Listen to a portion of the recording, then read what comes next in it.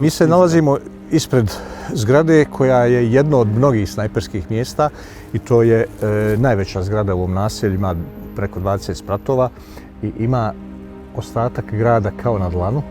Dakle, snajperist koji puca vidi svako lice koje gađa i koji naravno želi da ubije. Da li se zna da su ovo jedine lokacije sa koji su snajperisti gađali? Naravno da nisu.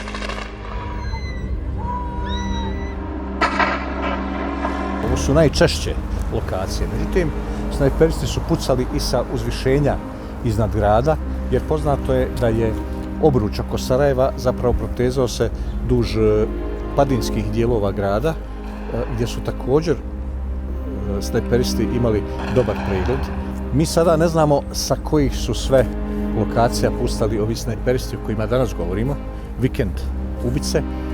Međutim, vrlo je vjerovatno da su ih srpski snajperisti vodili na vlastite snajperske položaje jer su to bili najpogodniji. Međutim, ovo što se dešavalo sa vikend snajperistima nije normalno, nema veze niti sa politikom zbog koje se vodio rat, niti sa sukobljenim stranama. Dakle, radi se o motivu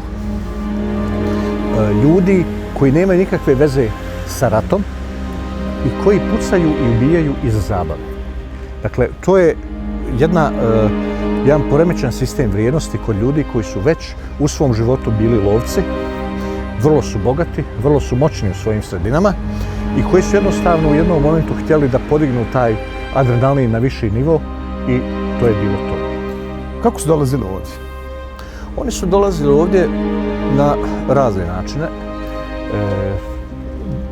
Kako se priča odmotava, tako smo u stvari saznali da je bilo nekoliko linija transfera i da je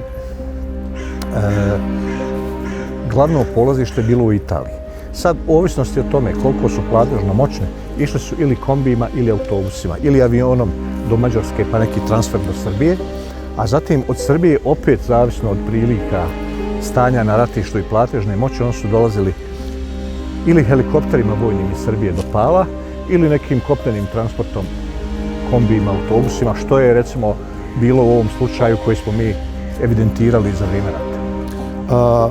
Da se vratimo na taj slučaj koji ste evidentirali za vrijeme rata, vi ste prva osoba koja je došla do saznanja o ovome i koja je podijelila svijetu ta svoja saznanja. Kako ste došli do toga i kad je to bilo?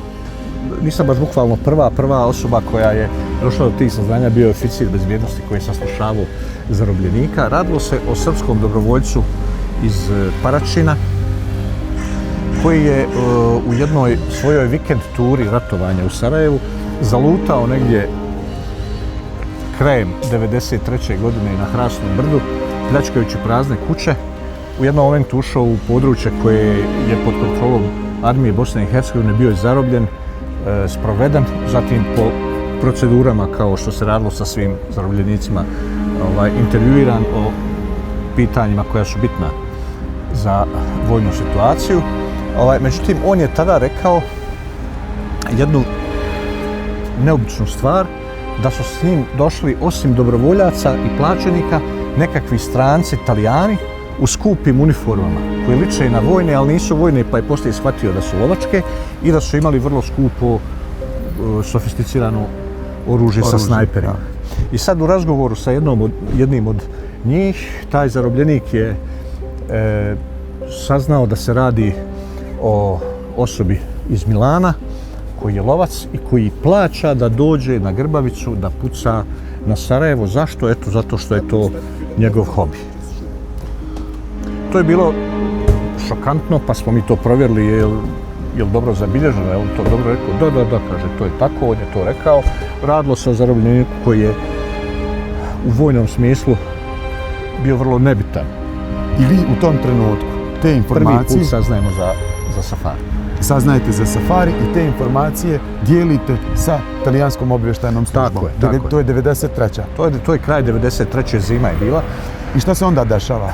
Talijani dobijaju te informacije? Dakle, tokom rata vojna obavještajna služba armije imala je dobru saradnju sa UNPROFOR-om, sa obavještajcima iz UNPROFOR-a i pošto se radilo o Talijanu, kontaktirala se dakle, neko iz talijanskog obavještajnog kontingenta, gdje im je data ta informacija sa zahtjevom da se to provjeri, da se to svaka se informacija provjerava i da se poduzme nešto što se može uraditi da se to spriječi.